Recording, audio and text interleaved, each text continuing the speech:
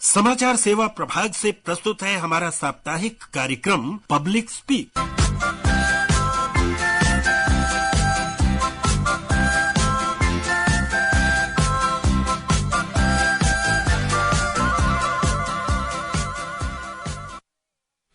नमस्कार श्रोताओं, कार्यक्रम पब्लिक स्पीक में आपका स्वागत है। आज मैं हूं आपके साथ प्रियंका अरोड़ा। फरवरी मार्च का महीना, किताबों की खुशबू, नोट्स की फाइलें, देर रात तक चलती पढ़ाई और दिल में एक ही लक्ष्य, परीक्षा में बेहतरीन प्रदर्शन करना। खासकर बोर्ड परीक्षा की बात करें तो बोर्ड परीक्षा ऐसा नाम है जिसे सुनते ही विद्यार्थियों की जो धड़कन है तेज हो जाती है।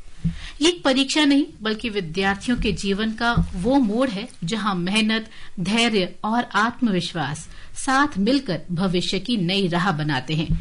इसलिए परीक्षा को सामना डटकर करना चाहिए, डर कर नहीं। प्रधानमंत्री नरेंद्र मोदी भी हर साल परीक्षा पे चर्चा में बच्चों के साथ बातचीत करते हैं और बिना डरे परीक्षा देने के लिए प्रोत्साहित करते हैं। आज पब्लिक स्पीक में हम चर्चा करेंगे इसी से जुड़े विषय पर। हमारा विषय है परीक्षा संबंधी दबाव और तनाव से निपटने के तरीकों पर चर्चा। तो इस विषय पर आज हमारे साथ आमंत्रित जो विशेषज्ञ हैं वो हैं सफदरजंग अस्पताल में मनोचिकित्सा विभाग में डॉक्टर प्रोफेसर मनुश्री गुप्ता और केंद्रीय माध्यमिक शिक्षा बोर्ड सीबीएसई में संयुक्त सचिव श्वेता अरोड़ा। आप दोनों का स्वागत है कार्यक्रम में। बहुत बहुत धन्यवाद प्रियंका जी। और इस संबंध में श्रोताओं, आपके कोई प्रश्न है, आप विशेषज्ञों से पूछना चाहते हैं तो हमारी फोन लाइंस भी खुली हैं। हमारे नंबर हैं 23310481, 23717117, 23717106 और 23314444। तो इन नंबर से पहले 011 लगाना ना भूले जो दिल्ली का कोड है। इसके अलावा हमारा व्हाट्सएप नंबर भी है 9289094044 तथा सोशल मीडिया साइट एक्स पर #AskAIR के जरिए भी आप सवाल हमसे पूछ सकते हैं। तो डॉक्टर मनुश्री जी, सबसे पहले आपसे पूछना चाहूंगी कि कल से सीबीएसई बोर्ड की परीक्षाएं शुरू हो रही हैं। सपने, मेहनत, उम्मीदें और थोड़ा सा तनाव सब कुछ जुड़ा रहता है इन परीक्षाओं में। तो ना चाहते हुए भी अनावश्यक जो दबाव है, तनाव है, क्यों होता है? बहुत बहुत धन्यवाद प्रियंका जी आपके सवाल के लिए। और जैसा कि आपके जो ओपनिंग रिमार्क्स हैं बहुत ही रिलेवेंट है और स्टूडेंट्स जो कल बोर्ड परीक्षा देने के लिए जा रहे हैं क्लास 10th की और फिर क्लास 12th की, उनके मन में भी यही सवाल चल रहे होंगे जो आपने बताएं। देखिए, जब भी हम कुछ इंपॉर्टेंट करना चाहते हैं, जिसका जीवन में हमारे लिए कोई उद्देश्य होता है या महत्व होता है, तो एंजाइटी या स्ट्रेस का होना बिल्कुल स्वाभाविक है। ये हमारा एक बायोलॉजिकल एवोल्यूशन का मैकेनिज्म है। अगर हमें एंजाइटी नहीं होगी तो हम शायद उस लक्ष्य की तरफ अग्रसर भी नहीं होंगे। तो ये जो अडेप्टिव एंजाइटी है बहुत जरूरी है। जी हाँ, श्वेता जी आपसे सवाल पूछना चाहूंगी कि सीबीएसई की ओर से बच्चों में तनाव कम करने के लिए खासकर जो बोर्ड की परीक्षाएं दे रहे हैं, क्या प्रयास किए गए हैं? देखिए, एज अ बोर्ड सीबीएसई बहुत सालों से एक काउंसलिंग हेल्पलाइन चलाती है जिसमें बहुत सारे देश और विदेश के काउंसलर्स हमारे साथ जुड़े हैं। बच्चों में जब ये एंजाइटी होती है, जैसे डॉक्टर साहब ने बताया कि इस टाइम पे ये एंजाइटी एक पॉजिटिव स्टेट है। बहुत समय ये एंजाइटी होती है परफॉर्मेंस की, क्या करेंगे, कैसे करेंगे, उसके लिए हमारे बहुत सारे काउंसलर्स उनसे जुड़ते हैं। बच्चे हेल्पलाइन के थ्रू हम तक पहुंच सकते हैं और भी उनकी जो जिज्ञासाएं होती हैं या जो उनकी मदद करने के तरीके होते हैं, उसके लिए बोर्ड उनके लिए हमेशा उपलब्ध रहता है। जी हाँ, आपने काउंसलिंग की बात की, तो कोई नंबर है सीबीएसई का काउंसलिंग सपोर्ट के लिए जिस पर जो विद्यार्थी हैं या अभिभावक हैं कॉल करके जो अपनी जिज्ञासाएं हैं, जो प्रश्न हैं, वो पूछ सकते हैं? जी बिल्कुल है। मैं अभी आपको थोड़ी देर में वो नंबर्स प्रोवाइड कर देती हूँ। जी हाँ, आप हमें वो नंबर दीजिए ताकि जो हमारे साथ अगर विद्यार्थी भी जुड़े हैं तो उनको बहुत ही सपोर्ट मिल सके, सहयोग मिल सके इन नंबर से। डॉक्टर, आपसे पूछना चाहूंगी कि ऐसा क्यों लगता है विद्यार्थियों और अभिभावकों की यही परीक्षा सब कुछ है, बस मन में इतनी असुरक्षा का भाव क्यों होता है, हाँ, जबकि ये सब कुछ नहीं है? हाँ, ये समझ हमको शायद बाद में आती है कि ये सब कुछ नहीं है। पर आप उस विद्यार्थी की जो कि 16 साल का या 15 साल का है और किसी देश के सुदूर ग्रामीण इलाके में स्कूलिंग कर रहा है अपनी या कर रही हैं, उसकी मनोदशा समझने की कोशिश करें, मनोस्थिति समझने की कोशिश करें। उनके पास वो शायद रिसोर्सेज नहीं है, वो एजुकेशनल सिस्टम नहीं है, या जो सपोर्ट नहीं है जिन्होंने बाकी और बच्चों को जो अवेलेबल है मेट्रोज में और बड़े शहर में। तो कई स्ट्रगल्स के बाद वो बच्चा वो क्लास 10th में पहुंचता है और पहली बार बोर्ड्स का फेस करता है। और कई बार कई सारी धारणाएं मन में होती हैं, परिवारों में होती हैं, मिथ्स होते हैं कि बोर्ड परीक्षा जैसे कि बहुत बड़ा कुछ इवेंट होने वाला है लाइफ में, तो वो इवेंट को हम जितना नॉर्मलाइज कर सकें, पहला बोर्ड एग्जाम खासतौर पे क्लास 10th का, उतना बच्चे के लिए अच्छा होगा। बिल्कुल। आज ही मैं एक कंपनी के पूर्व सीईओ का बयान पढ़ रही थी। बच्चों को प्रोत्साहित करने के लिए उन्होंने लिखा था कि अगर मार्क्स ही सब कुछ होते तो शायद 50% से ज्यादा जो सीईओ है वो बेरोजगार होते। तो इसलिए सब कुछ ये नहीं है। और हमारे साथ अभी हमारे पहले श्रोता हरिद्वार से जुड़ गए हैं, रवि जी। नमस्कार रवि जी, आपका स्वागत है कार्यक्रम में। हाँ जी, नमस्कार मैम जी। जी आपका और सभी विशेषज्ञों को जी मेरा नमस्कार जी। जी नमस्कार। मैं रवि जवालिया गढ़वीरपुर हरिद्वार से बोल रहा हूँ जी। अपना सवाल पूछें। हाँ जी मैम, मैं जानना चाहता हूँ कि जो बच्चे परीक्षा दे रहे, सबसे पहले उन सभी को wish all the best for their good future. और मैं जानना चाहता हूँ मैम, जो बच्चे परीक्षा दे रहे हो तनाव आ जाते हैं, वो मानसिक तनाव में, तो वो उस तनाव को कैसे बाहर आए? जो तनाव आ जाता है उससे कैसे बाहर निकले? देखिए, इसके कई सारे जवाब हो सकते हैं। कैसे हर बच्चे के लिए और हर इंडिविजुअल के लिए अलग चीजें काम करती हैं, कई अलग अलग तरीके होते हैं। पर जो चार मोटे मोटे तरीके होते हैं जो बहुत महत्वपूर्ण है लाइफ में, वो है पहले से स्ट्रक्चर्ड अपना रूटीन बनाना। स्ट्रक्चर का मतलब है आपको पता होना चाहिए कि आप कितने बजे उठ रहे हैं, कितने बजे सो रहे हैं, क्या खान पान है आपको, कितने बजे आपको मिलेगा, कितने घंटे आपको पढ़ना है, क्या सब्जेक्ट्स खत्म करने हैं। जो कि आपने परिवारों में देखा होगा कि कोई टाइम टेबल बना के चिपका देता है बच्चे के बेडरूम वॉल पे कि ये टाइम टेबल फॉलो करना है। पर जो इम्पोर्टेंट बात यह है कि वो टाइम टेबल बच्चा स्वयं बनाए। अपना स्ट्रक्चर जितना वो पहले से बना के रखेगा एग्जाम से पहले, उसको एंजाइटी उतनी ही कम होगी एग्जाम के टाइम पे।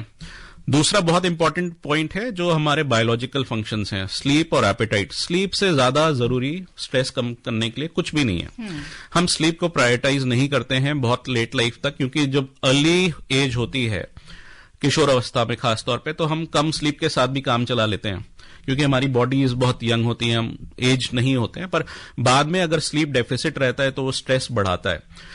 तो अगर ये बच्चा समझ जाए और उसके परिवारजन ये समझ जाएं कि स्लीप बहुत जरूरी है, नींद बहुत जरूरी है, कम से कम 8-9 घंटे की नींद एक 15 साल के किशोर के लिए, किशोरी के लिए बहुत आवश्यक है।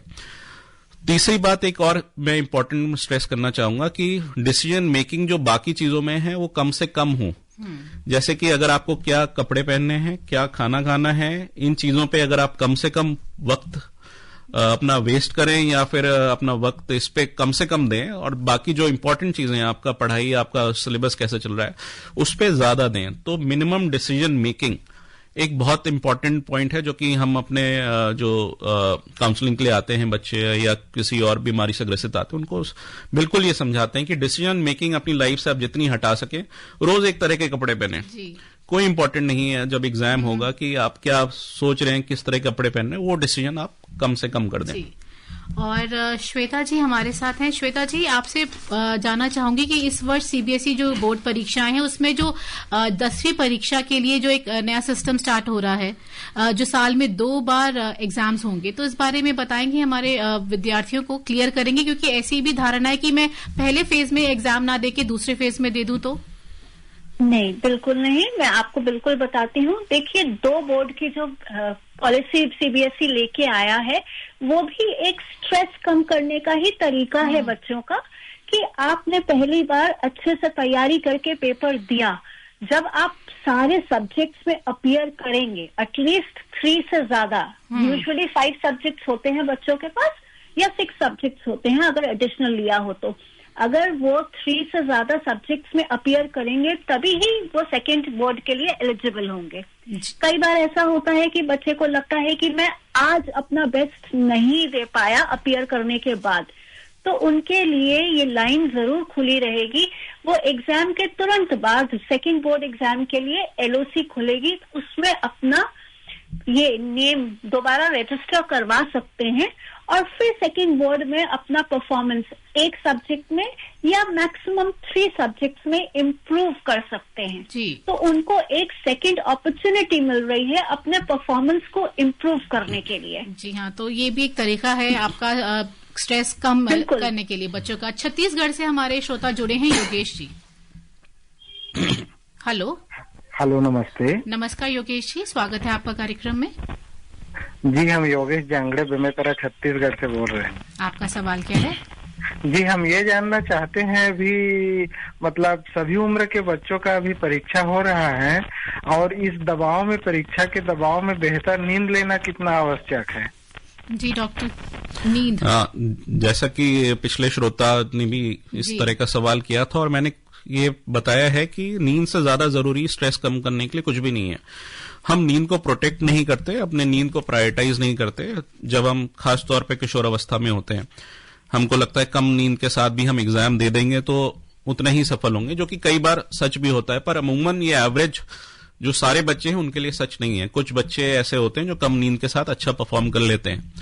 बट नींद एक तरह का आपका कॉग्निटिव रीसेट है, आपके ब्रेन के लिए एक रीसेट बटन है। अगर आप उसको बार बार नहीं दबाएंगे और एडिक्वेट नींद नहीं देंगे तो ब्रेन भी थकने लगता है और जो आप याद कर रहे हैं, जो मेमोराइज कर रहे हैं और आपका परफॉर्मेंस, खासतौर पे एग्जाम के एक दिन पहले अगर आपने नींद कम ली है तो वो जरूर गिरता है। कई सारे शोधकर्ताओं ने कई बार ये पब्लिश किया है अराउंड द वर्ल्ड कि अगर नींद एक दिन पहले, एक रात पहले आप एग्जाम से पहले कम लेते हैं तो आपका परफॉर्मेंस गिर जाता है। और एग्जाम से एक रात पहले ही यही कोशिश होती है कि जो छूट गया बस इन्हीं चंद घंटों में वो पूरा कर लिया जाए। बिल्कुल बिल्कुल मैडम जी। डॉक्टर, अगर बात करें जब परीक्षा केंद्र में जाते हैं, जो उस समय की जो घबराहट होती है वो अलग ही है, तो उससे डील करने के लिए बच्चों को क्या चीज ध्यान में रखनी चाहिए? देखिए, एक तो टाइम बचा के जाएं, बिल्कुल लास्ट मोमेंट पे रश ना करें। अपना जो तैयारियां हैं एग्जाम, स्पेशली फर्स्ट एग्जाम जो होता है उसमें एंजाइटी सबसे ज्यादा होती है, तो उसकी प्रिपरेशन पिछली रात से अच्छे से करके सोएं। कोई चीज ऐसी ना हो, आपका एडमिट कार्ड, आपके जो स्टेशनरी है या और भी कोई चीज है जो कि अलाउड हो एग्जाम हॉल में, वो आप तैयारी करके रात में सोएं उसके लिए। और जो एग्जाम सेंटर है, ये अच्छा होगा अगर आप एक दिन पहले उसको देखा है। नहीं संभव है तो उस दिन आप टाइम से पहले वहां पे पहुंचे तो एंजाइटी आपकी कम होगी। देखिए, फर्स्ट एग्जाम में आपको शुरू की जो एंजाइटी होती है वो तो सबको होती है। जैसे ही आप एग्जाम शुरू करेंगे और 5-10 मिनट बीतेंगे तो आपकी एंजाइटी लेवल बहुत कम हो जाता है। तो इनिशियल एंजाइटी हर कोई झेलता है जी, तो वो कम होना ही होना है, वो एक नियम है, प्रकृति का नियम है, पर वो 5-10 मिनट लगेंगे उसको कम होने में। जी श्वेता जी, आपसे जानना चाहूंगी कि जैसे स्किल बेस्ड और कॉम्पिटेंसी बेस्ड शिक्षा को लेकर भी सीबीएसई बहुत ही ध्यान दे रहा है, तो क्या इस समय रणनीति है ताकि जो बच्चा है वो सिर्फ अंकों तक सीमित ना रह जाए? देखिए, जब हमारे परीक्षा पत्र भी है, जो क्वेश्चन पेपर्स हैं आज के टाइम पे, वो 50% कॉम्पिटेंसी बेस्ड हैं। सिर्फ रोज मेमोराइजेशन करके, सिर्फ किसी भी चीज को आप मेमोराइज करके परीक्षा नहीं दे पाएंगे जी। तो उसके लिए हमारे सैंपल पेपर्स जो हैं तकरीबन 6 महीने पहले आ जाते हैं। उन सैंपल पेपर्स के अलावा जो पिछले साल के बच्चे, जैसे 2025 में जिन बच्चों ने 100% अंक प्राप्त किए हैं, 100% मार्क्स वाली जो आंसर बुक्स हैं, वो भी हम अपलोड कर देते हैं एज एग्जाम्पल्स। तो जो कैंडिडेट्स इस साल की परीक्षा के हैं, वे हमारे सैंपल पेपर्स को देख के, लास्ट ईयर के क्वेश्चन पेपर्स को और लास्ट ईयर के जो फुल मार्क्स वाली आंसर स्क्रिप्ट्स हैं, उनको देख करके एक प्लान्ड तरीके से प्रैक्टिस के थ्रू अपने कॉन्सेप्ट्स को समझते हुए जब एग्जाम देते हैं तो नेचुरली कॉम्पिटेंसी उनकी डेवलप होती है, उनके स्किल्स, लर्निंग के स्किल्स, लर्निंग की प्लानिंग, सब कुछ डेवलप होती है। जी हाँ, तो रणनीति में धीरे धीरे बहुत बदलाव आ रहा है। एक और श्रोता हमारे जुड़े हैं मध्य प्रदेश के छतरपुर से, राशिद अहमद खान जी। हेलो जी, नमस्कार राशिद जी। जी, मैं रानी तलिए छतरपुर मध्य प्रदेश से रशीद अहमद खान बोल रहा हूँ सर। जी, आपका क्या सवाल है?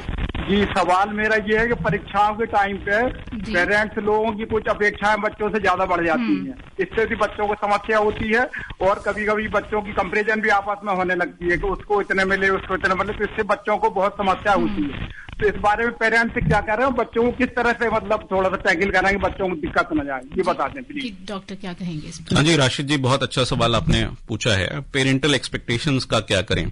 हर माता पिता जो कि अपने बच्चे का भला चाहता है, उसको एक्सपेक्टेशंस होते हैं कि उसका बच्चा टॉप करे या फर्स्ट आए या 90% मार्क्स तो लेके ही आए।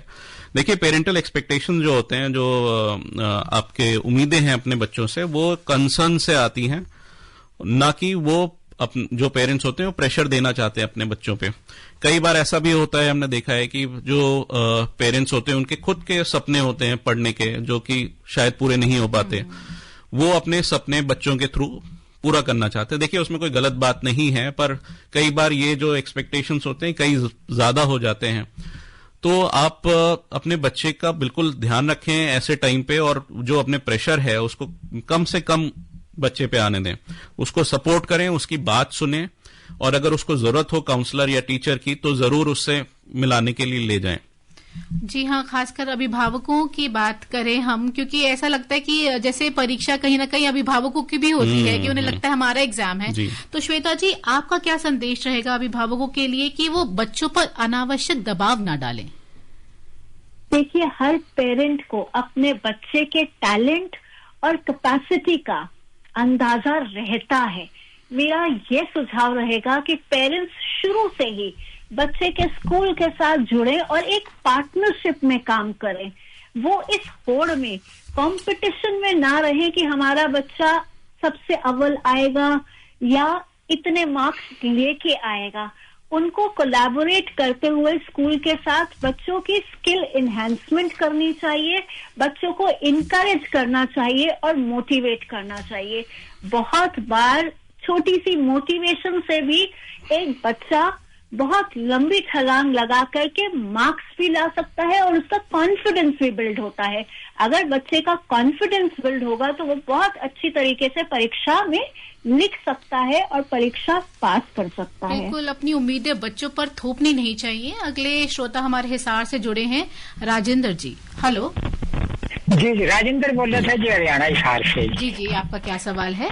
हाँ, डॉक्टर साहब को भी नमस्कार जी। नमस्कार प्रियंका जी, मैं ये जानना चाहता था डॉक्टर साहब से कि जो हमारा आस्था है, जो भगवान में पूजा पाठ में अगर ध्यान रखें और उसमें अगर हमारा तनाव में कम करने में कितना महत्वपूर्ण हो सकता है। और ये जानना था कि जो विशेषज्ञ भी जानते होंगे कि परीक्षा के बाद भी तनाव रहता है कुछ बच्चों को, भैया हमारा रिजल्ट कैसा आया, तो इसके बारे में भी जानना था कि वो घबराहट रहती है जब तक परीक्षा परिणाम नहीं आते तक। नमस्कार जी जी।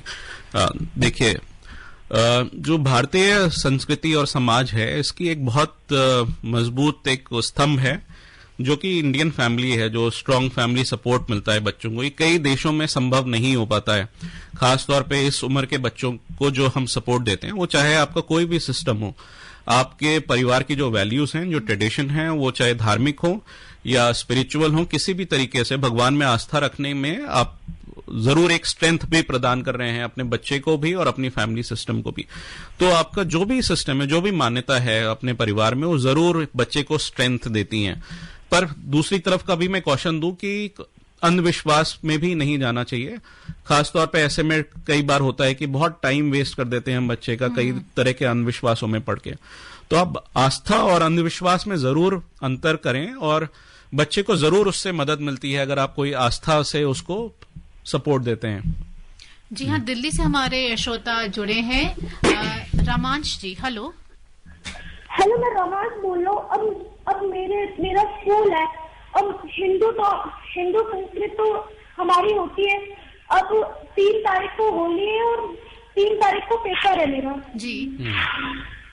तो अब मेरे में कंफ्यूजन हो रही है, अब टेंशन आ गया है, अब मैं क्या करूँ? श्वेता जी, आप बच्चे का आप जवाब देना चाहेंगी? विद्यार्थी है जिसकी बोर्ड की परीक्षा है और एक ही दिन शायद 2 एग्जाम्स हैं। नहीं मैम, बोर्ड की परीक्षा एक दिन में 2 पेपर कभी नहीं होते और उसमें गैप भी रहता है। हो सकता है इनके स्कूल की परीक्षा हो जहाँ कहीं 2 सब्जेक्ट या 2 छोटे सब्जेक्ट या कुछ स्कूल की डेट शीट के बारे में बात कर रहे होंगे। मैं सबसे पहले रोमांच से ये कहना चाहूंगी कि आप स्ट्रेस ना लें, 3 तारीख में अभी बहुत समय है। आप एक प्रैक्टिस तरीके से जो भी परीक्षा है आपकी, उसकी तैयारी करें और फिर आगे बढ़े। और जहां तक रहा होली का सवाल, पहले परीक्षा करें और साथ में ही होली का भी आनंद ले, उल्लास से होली मनाएं, त्योहार मनाएं, ताकि जब आप दोस्तों के साथ, रिश्तेदारों के साथ त्योहार मनाते हैं तो भी आपका स्ट्रेस कम होता है।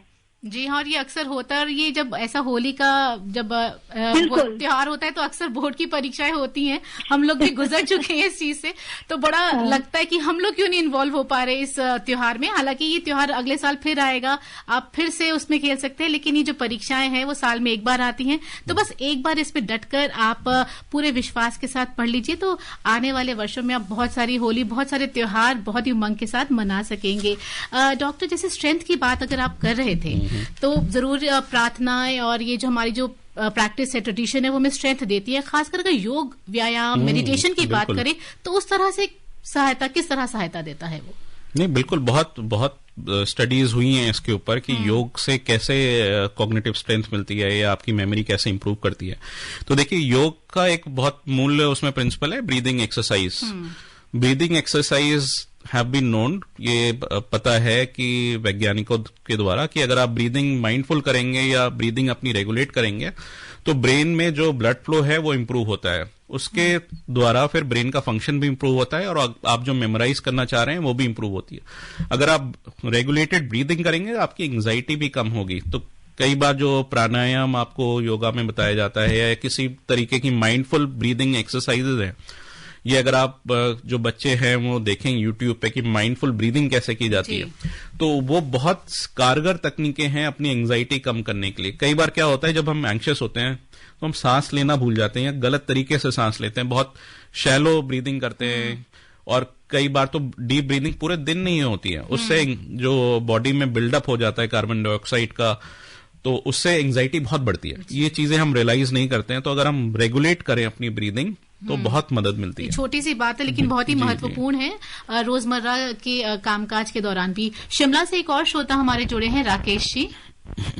जी नमस्कार। नमस्कार राकेश जी, आपका क्या सवाल है? मेरा सवाल ये है कि हमारे जो बच्चे होते हैं, अगर उनको रिजल्ट आ जाते हैं, उनकी जो है अनपढ़ नियत, मतलब कई बार ज्यादा मार्क्स नहीं थे, फिर भी बच्चे निराश रहते, तो उन बच्चों को किस तरह से हमें सपोर्ट करना चाहिए? कई बार रिजल्ट आते हैं लेकिन कम मार्क्स आते हैं। डॉक्टर, कुछ भी थोड़े बहुत भी अंक कम आ जाते हैं तो बच्चे बहुत ही घबरा जाते हैं और कई ऐसे गलत कदम भी उठाए हैं, ऐसी खबरें भी आती हैं। तो उस दौरान बच्चों को क्या करना चाहिए और अभिभावकों की क्या उस समय भूमिका रहती है? नहीं, बहुत महत्वपूर्ण सवाल है कि कम नंबर आए अगर एक्सपेक्टेशन से बच्चे के या पेरेंट्स के एक्सपेक्टेशन से, तो क्या करें? देखिए, कम नंबर तो कुछ बच्चों के आएंगे ही आएंगे, इसमें कोई दो राय नहीं है। तो बच्चे को जो आके आप उसका जो वैल्यू आप मार्क्स के बेसिस पे ना करें। आपको ये बहुत जल्दी परीक्षा से बहुत पहले आपको ये उसको भरोसा दिलाना होगा कि जो परिवार का, माता पिता का प्यार है और सपोर्ट है वो वैसा ही बना रहेगा। उससे मार्क्स का कोई लेना देना नहीं हो, मार्क्स के तराजू पे नहीं तोला जाएगा। तो बच्चे की जो सेल्फ वर्थ है, सेल्फ कॉन्फिडेंस है, वो बढ़ता है और वो बहुत अच्छा परफॉर्म करके ज्यादा नंबर लेके आएगा। ना कि आप मार्क्स के बेसिस पे जो प्री बोर्ड्स में मार्क्स मिलते हैं या पहले की परीक्षाओं में मार्क्स मिलते हैं उस पे उसको आके ना। बिल्कुल, ये जीवन का अंत नहीं है, अभी बहुत कुछ है आगे करने को भी। दिल्ली से एक और श्रोता जुड़े हैं, जयदीप जी। हेलो जयदीप जी, आप सुन पा रहे हैं? हाँ, सवाल। परीक्षा के समय जब हम लोग हमारा दिमाग खाली हो जाता है, जब भी हम पूरी तैयारी करके जाता है तो हमारा दिमाग खाली कभी कभी हो जाता है कि हम लिख के हाँ, मतलब इतना प्रेशर ले लेते हैं कि जो याद भी होता है वो भी भूल जाते हैं। ऐसा भी होता है? हाँ, बिल्कुल होता है। तो मेरे साथ भी होता है कई बार कि कोई प्रोग्राम करने या इंटरव्यू करने जा रहे हैं, कोई सवाल आता है तो ब्लैंक हो जाता है माइंड। ये बिल्कुल माइंड का एक, देखिए, डिफेंस मैकेनिज्म है जो अगर हमको कहीं कॉन्फ्लिक्ट होता है या एंग्जाइटी बढ़ती है तो हमारा माइंड ब्लैंक हो जाता है, इसको डिसोसिएशन की अवस्था कहते हैं। तो ये अवस्था एंग्जाइटी का ही ये दूसरा रूप है और ये थोड़ी देर में चली जाती है। तो अगर आप इस पे पैनिक करने लगेंगे या इसके ऊपर ज्यादा सोचने लगेंगे तो ये बढ़ेगी। बिल्कुल ठीक है। श्वेता जी, जैसे बच्चे एग्जाम देने जाते हैं, परीक्षा सेंटर में बैठते हैं और सबसे पहले जो क्वेश्चन पेपर उनके सामने आता है, तो उनको किन चीजों का ध्यान में रखना चाहिए, किन चीजों को अपने दिमाग में? उनको सबसे पहले ये समझ में आना चाहिए, ये एक पॉलिसी भी है सीबीएसई की कि 15 मिनट का समय 10:15 पे बच्चों को क्वेश्चन पेपर दे दिया जाता है और 10:30 पे राइटिंग स्टार्ट करने को कहा जाता है। तो 15 मिनट्स का जो समय है वो क्वेश्चन पेपर पढ़ने के लिए दिया जाता है। उस समय क्वेश्चंस को पढ़ के, समझ के कैसे अटेम्प्ट करना है उसकी एक वो सोच लेना चाहिए, प्लान कर लेना चाहिए कि किस सीक्वेंस में या किस तरीके से हमें अपने आंसर्स लिखने हैं। जब आप सिर्फ खाली मन से क्वेश्चन को पढ़ेंगे, कई बार ये होता है कि हड़बड़ाहट में बच्चा क्वेश्चन पढ़ता ही नहीं है और कोई भी कॉन्सेप्ट कुछ भी लिख देते हैं। नहीं, सबसे पहले क्वेश्चन पेपर पढ़ने की जरूरत है। क्वेश्चन को पढ़ के, समझ के फिर लिखेंगे तो नेचुरली उनकी परफॉर्मेंस बेटर रहेगी। जी हाँ, और थोड़ा कॉन्फिडेंस आएगा और उस समय जो घबराहट होती है वो नहीं होगी। जैसे रिजल्ट की बात कर रहे थे कि रिजल्ट अगर अच्छा नहीं आए तो बच्चे थोड़े हतोत्साहित हो जाते हैं। तो श्वेता जी, रिजल्ट के बाद करियर मार्गदर्शन को लेकर बोर्ड की क्या योजनाएं रहती हैं?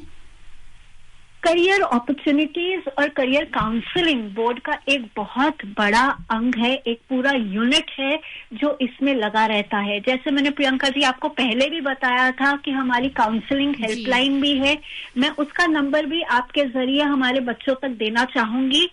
उसका नंबर जो है वो 24/7 अवेलेबल रहता है और ये टोल फ्री नंबर है 1-800-11-8004।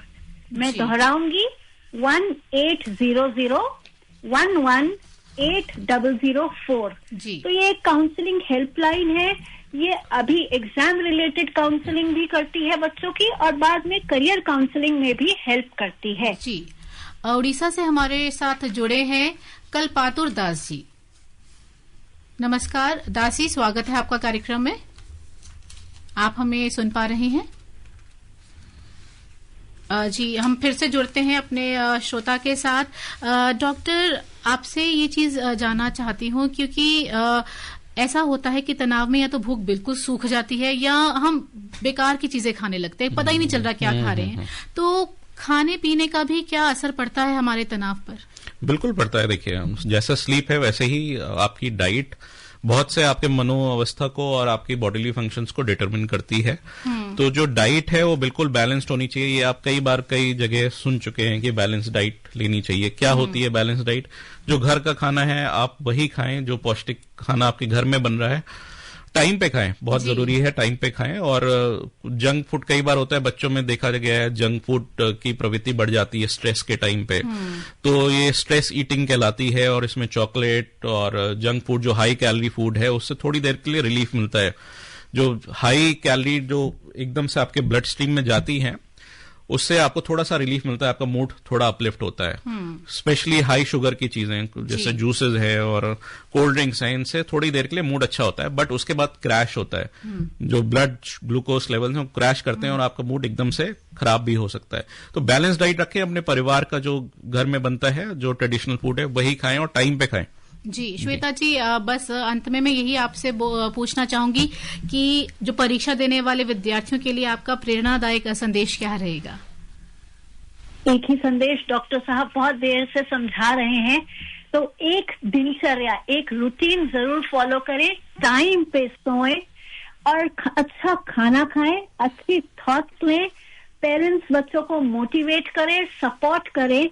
वो पूरी रात ना पढ़ें, इंटरवल्स में पढ़ें, दोस्तों से कटे नहीं, दोस्तों रिश्तेदारों से मिलते रहें और एक हर्षोल्लास के साथ, जैसे हमारे माननीय प्रधानमंत्री जी कहते हैं, वो परीक्षाओं को एक सेलिब्रेशन समझ करके, ये समझ के चलें कि जो क्वेश्चन पेपर्स या जो पेपर्स अटेम्प्ट करने जा रहे हैं, जो साल भर उन्होंने पढ़ा है, उसी का एक एक छोटा सा नमूना है जी। प्रधानमंत्री मोदी ने बिल्कुल जैसे कहा, आपने कहा कि परीक्षा को बोझ नहीं अवसर समझे और नियमित तैयारी सकारात्मक सोच के साथ आगे बढ़े। तो पब्लिक स्पीक में आप सभी का जो जुड़े हैं हमारे साथ श्रोता, उनका धन्यवाद। आपका भी विशेषज्ञ दोनों का धन्यवाद करती हूँ। अगले सप्ताह एक और मुद्दे के साथ उपस्थित होंगी। प्रियंका अरोड़ा को दीजिए अनुमति। नमस्कार।